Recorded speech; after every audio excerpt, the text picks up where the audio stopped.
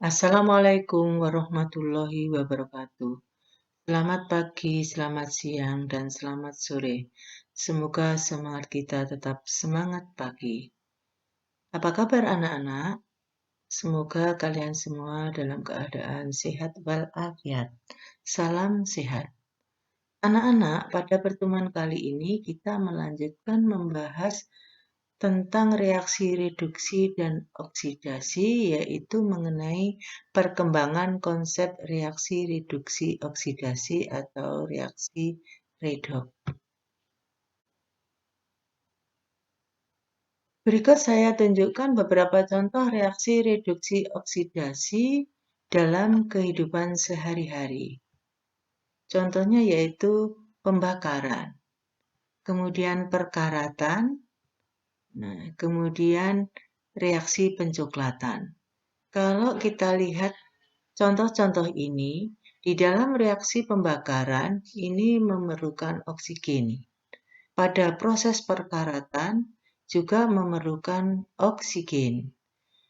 Pada reaksi pencoklatan, jadi kalau Anda membelah apel, ini kalau dibiarkan lama-lama mengalami reaksi pencoklatan, yaitu permukaannya berubah menjadi coklat. Di dalam reaksi pencoklatan ini juga memerlukan oksigen.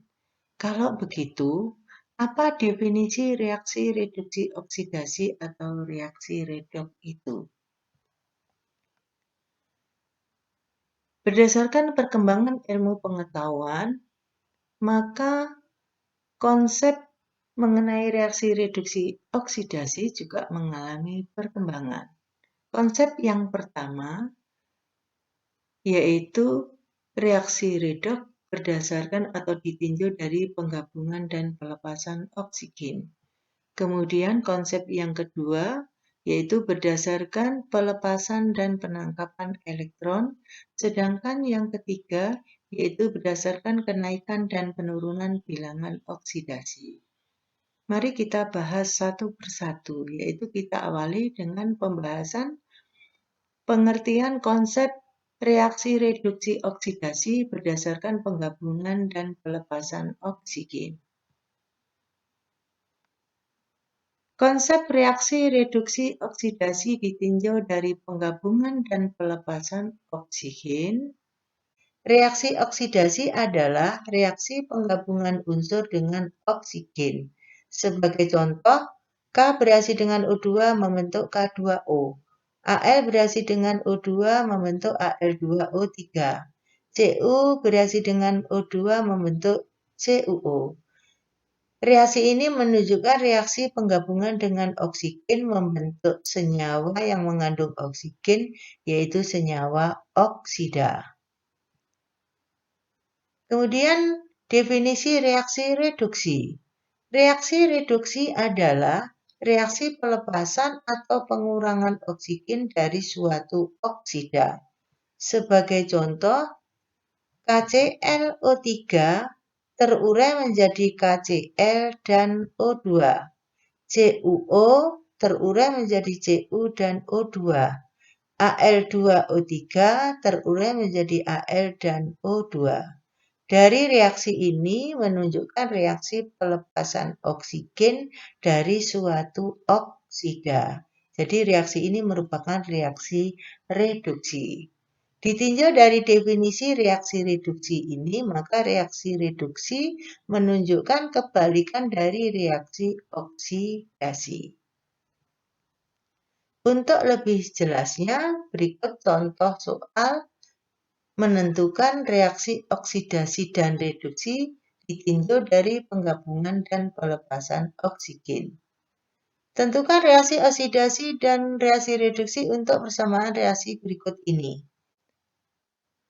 CuO bereaksi dengan H2 menghasilkan Cu dan H2O. Mari kita lihat perubahan derajat ruas kiri dengan ruas kanan. CuO berubah menjadi Cu, H2 berubah menjadi H2O. H2 berubah menjadi H2O dengan mengikat oksigen, maka reaksi H2 menjadi H2O merupakan reaksi oksidasi. Kemudian CuO berubah menjadi Cu dengan cara melepas oksigen, maka CuO berubah menjadi Cu merupakan reaksi reduksi. Reaksi ini merupakan gabungan dari reaksi oksidasi dan reduksi, maka reaksi ini disebut reaksi redoks. Reaksi reduksi dan oksidasi umumnya berlangsung secara bersamaan, sehingga reaksi reduksi oksidasi dinamakan atau disingkat dengan reaksi redoks. Jadi, definisi reaksi redoks adalah reaksi yang terjadi penggabungan dan pelepasan oksigen. Kita lanjutkan perkembangan konsep reaksi reduksi oksidasi, yaitu konsep yang kedua. Konsep reaksi reduksi oksidasi ditinjau dari pelepasan dan penangkapan elektron. Reaksi oksidasi adalah reaksi pelepasan elektron. Contohnya, Na golongan 1A ini cenderung melepaskan 1 elektron membentuk Na+. Zn melepaskan 2 elektron membentuk Zn2+. Fe2+ melepaskan 1 elektron membentuk Fe3+. Contoh-contoh ini menunjukkan terjadinya pelepasan elektron. Pengertian reaksi reduksi. Reaksi reduksi adalah reaksi penangkapan elektron. Contohnya, Cl2 menangkap 2 elektron membentuk 2 Cl-. Cu2+ menangkap 2 elektron membentuk Cu. O2 menangkap 4 elektron membentuk 2 O2-. Perlu kalian ingat bahwa elektron bermuatan negatif. Ini atom netral berikatan dengan 2 elektron, 2- membentuk 2 Cl-. Cu2+ bermuatan positif menangkap 2 elektron, berarti muatannya 2-, maka membentuk Cu menjadi netral, 2+ dengan 2-. Demikian juga dengan O2 menangkap 4 elektron menjadi 2 O2-. Jadi muatannya kalau dihitung semuanya 4-. Seperti ini 4 elektron berarti juga 4-. Untuk lebih jelasnya, perhatikan contoh soal berikut ini. Nomor 1. Tentukan reaksi reduksi dan oksidasi reaksi berikut ini. Mn4+ plus 2 Cl- membentuk Mn2+ dan Cl2. Yang B, Na bereaksi dengan O2 membentuk Na2O. Soal nomor 2, tentukan reaksi reduksi, oksidasi, oksidator, dan reduktor reaksi berikut ini. Cr7+ bereaksi dengan Sn2+ membentuk Cr3+ dan Sn4+. Yang B, K bereaksi dengan Br2 membentuk KBr. Perhatikan contoh penyelesaian soal nomor 1A. Mn4+ bereaksi dengan Cl- membentuk Mn2+ dan Cl2. Sekarang kita lihat perubahannya. Mn4+ berubah menjadi Mn2+. Berarti muatannya berkurang menjadi dari 4+ menjadi 2+. Nah, ini menunjukkan bahwa Mn4+ telah menangkap 2 elektron. 4+ ditambah 2- menjadi 2+. Berarti karena ini menangkap elektron, berarti Mn4+ menjadi Mn2+ merupakan reaksi reduksi. Kemudian kita lihat Cl- menjadi Cl2. Ini bermuatan negatif, ini menjadi netral. 2 Cl- menjadi Cl2. Nah, ini menunjukkan bahwa 2 Cl- ini melepaskan 2 elektron membentuk Cl2 menjadi netral. Karena terjadi pelepasan elektron, maka reaksi Cl- 2 Cl- menjadi Cl2 merupakan reaksi oksidasi. Berdasarkan soal nomor 1A ini, mari kita analisa. Nah, dengan cara menjawab beberapa pertanyaan ini. Yang pertama, nomor 1.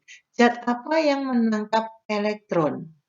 Yang menangkap elektron ternyata Mn2+. Berarti Mn2+ mengalami reduksi atau terreduksi. Zat apa yang melepaskan elektron? Yang melepaskan elektron ternyata Cl-. Berarti Cl- mengalami oksidasi atau Cl- teroksidasi.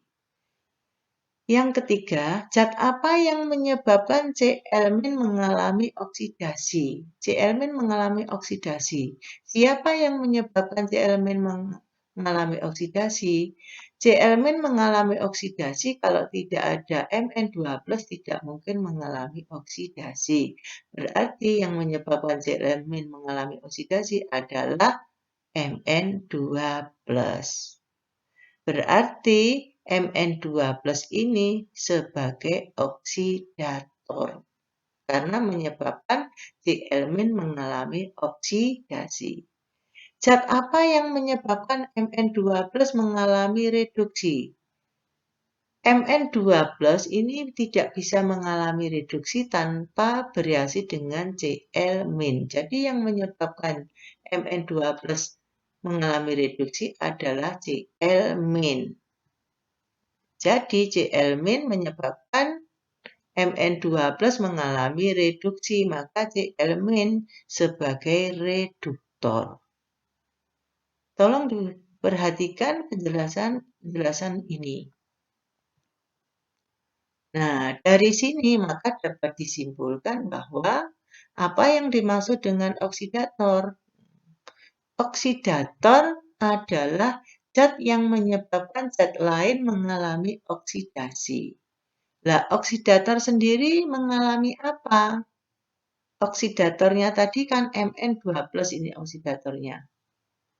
Oksidator ini sendiri mengalami reduksi. Jadi, untuk menghafalkan pengertian oksidator, itu bisa zat yang mengalami zat lain mengalami oksidasi atau zat yang mengalami reduksi.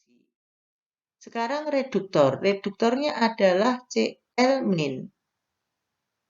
Nah, Cl- ini menyebabkan zat lain atau Mn4+ mengalami reduksi. Cl- sendiri mengalami apa? Mengalami oksidasi. Jadi, definisi reduktor adalah zat yang menyebabkan zat lain mengalami reduksi atau zat itu sendiri mengalami oksidasi. Kemudian apa definisi reaksi redoks? Berarti reaksi redoks adalah reaksi yang terjadi pelepasan dan penangkapan elektron. Karena reaksi redoks itu penggabungan dari reaksi reduksi dan oksidasi. Kita lanjutkan pembahasan soal nomor 1B, yaitu Na plus O2 membentuk Na2O. Untuk menentukan reaksi ini reduksi dan oksidasi, kalau reaksinya seperti ini kita sulit mana yang melepas elektron dan mana yang menangkap elektron. Nah, untuk lebih jelasnya, kalian harus tahu dulu mekanisme reaksi ini. Mekanisme reaksinya sebagai berikut. Tahap 1, nah, kalian kan sudah tahu bahwa Na ini golongan 1A. Karena golongan 1A cenderung melepaskan elektron membentuk Na+. Karena ini Na-nya 2, jadi 2Na menjadi 2Na+, berarti melepas 2 elektron. Jadi masing-masing Na melepas 1 elektron. Kemudian tahap yang kedua, yaitu O2. O2 ini golongan 6A. Kalian sudah tahu juga bahwa golongan 6A cenderung menangkap elektron membentuk O2-. Setengah O2 itu artinya O saja. Jadi 1O menangkap 2 elektron membentuk O2-. Kalau kita lihat tahap 1 ini karena melepas elektron, ini merupakan reaksi oksidasi. Kemudian yang tahap 2 ini karena menangkap elektron, ini merupakan reaksi reduksi. Nah, dari reaksi tahap 1 dan 2 ini atau reaksi oksidasi dan reduksi ini kalau kita jumlahkan, apakah nanti diperoleh reaksi seperti pada soal ini? Sebelum menjumlahkan kedua reaksi ini, maka kita lihat dulu elektron yang dilepas dan yang ditangkap. Kebetulan ini sudah sama, maka langsung dicoret. Nah, kemudian kita jumlahkan. Nah, 2Na di sini setengah O2, ini ruas kanan 2Na plus, ini O2 min. Nah, Na plus dengan O2 min, maka membentuk Na2O. Nah, reaksi ini kan sama dengan reaksi pada soal ini. Berarti reaksi ini merupakan gabungan dari reaksi oksidasi dan reduksi. Jadi merupakan reaksi redoks. Tetapi kalau kita tinjau dari penggabungan dan pelepasan oksigen, maka reaksi ini terjadi penggabungan oksigen, jadi ini hanya reaksi oksidasi saja.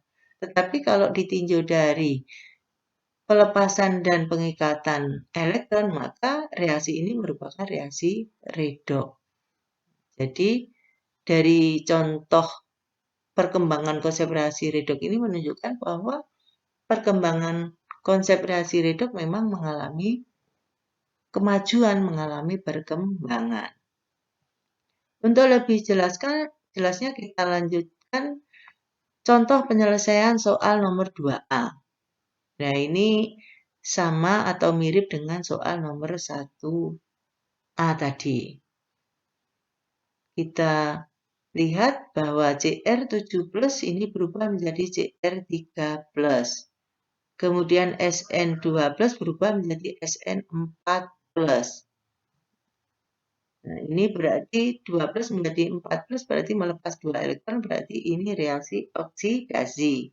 Kemudian Cr7+ menjadi 3+, ini berarti menunjukkan menangkap 4 elektron, berarti reaksi reduksi. Berarti reaksi ini merupakan reaksi redoks. Nah, dari sini kita bisa menentukan oksidator dan reduktor. Oksidatornya apa? Oksidator adalah zat yang menyebabkan zat lain mengalami oksidasi. Nah, zat itu sendiri mengalami apa? Reduksi. Ya, yang mengalami reduksi adalah Cr7+. Jadi, oksidatornya adalah Cr7+. Reduktornya? Reduktor itu zat yang mengalami oksidasi atau menyebabkan zat lain mengalami reduksi. Berarti reduktornya adalah Sn2+. Kita lanjutkan penyelesaian soal nomor 2B.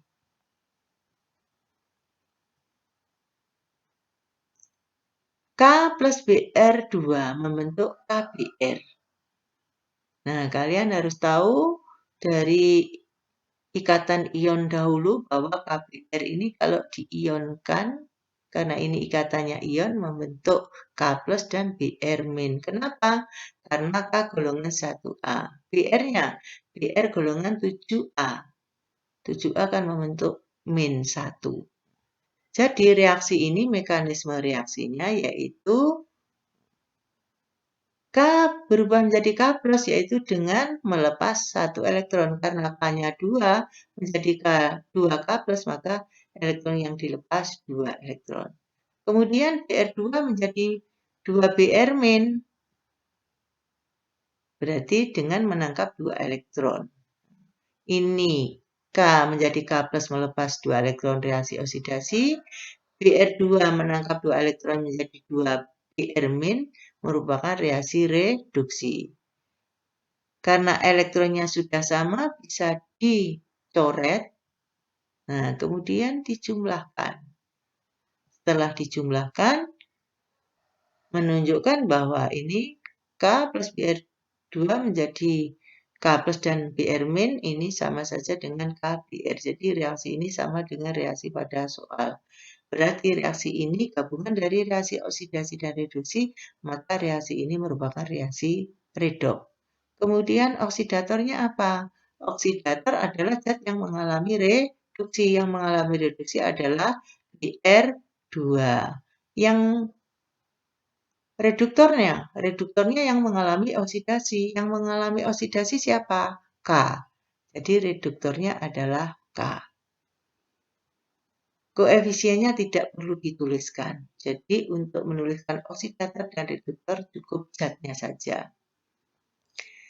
Demikian anak-anak penjelasan mengenai perkembangan konsep reaksi reduksi oksidasi berdasarkan pelepasan dan penangkapan elektron.